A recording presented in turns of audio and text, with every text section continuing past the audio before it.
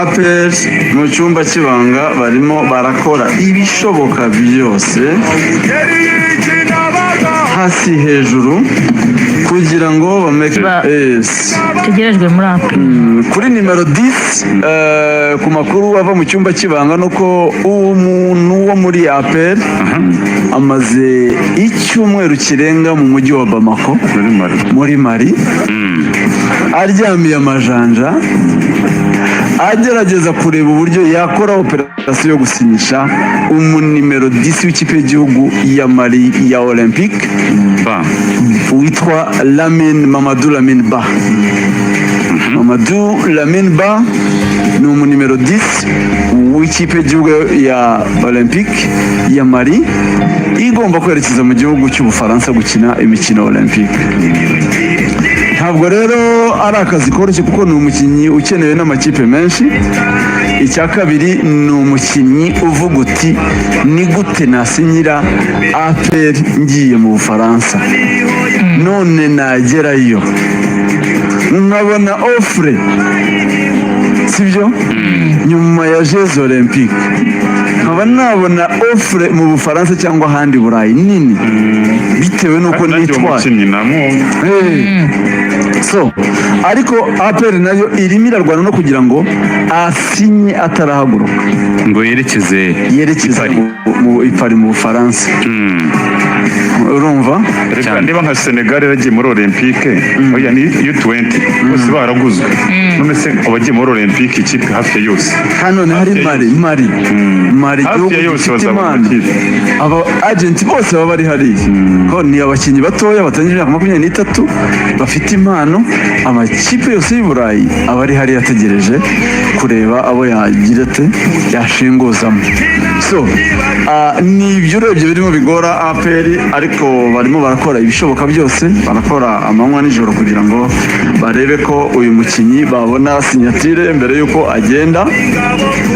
Ariko ku makuru mfite nuko bafite n'izindi option mu gihe ataboneka. Aho ni kuri nimero 10 sibyo? Kuri nimero 11 twagiye tubigarukaho umukinnyi witwa Abraham Siyakompe Munyazambia.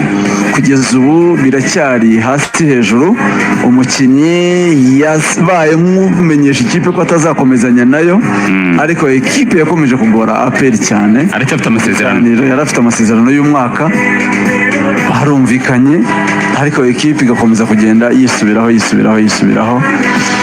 ku buryo umukinnyi we asa n'uwabaye enerve, asa n'uwivumbuye ku ikipe. Yababwiye ko bisa naho barimo bamunaniza bamugora, vuga ati APR ejo yafata indi option nabampombye kandi ngiye ni ahubwo se ubona babyura ufite icyizere kivuye Kigali yo bitiyo ko nasenyutse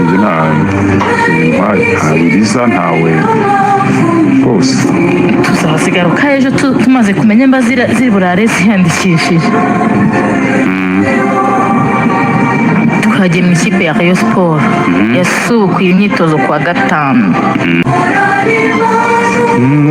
Hari n'insinzi reyo yitwa uyu mukinnyi Omar harya ni Nyinge Omar Nyinge kabisa mu rukerera rw'uyu munsi nibwo yarasesekaye ku kibuga mpuzamahanga cy'i Kanombe yakirwa n'umuvugizi wa Rayon Sport Bwana Ngabo Robin.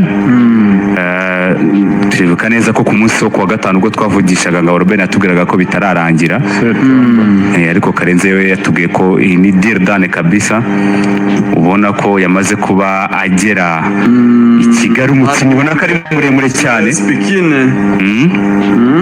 umukinnyi ubona ko ari muremure cyane kabisa, niba atari indeshyi ya Ngabo Robin.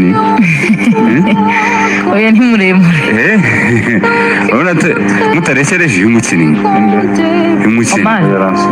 Omar Nyinge urabona ko ari muremure kabisa.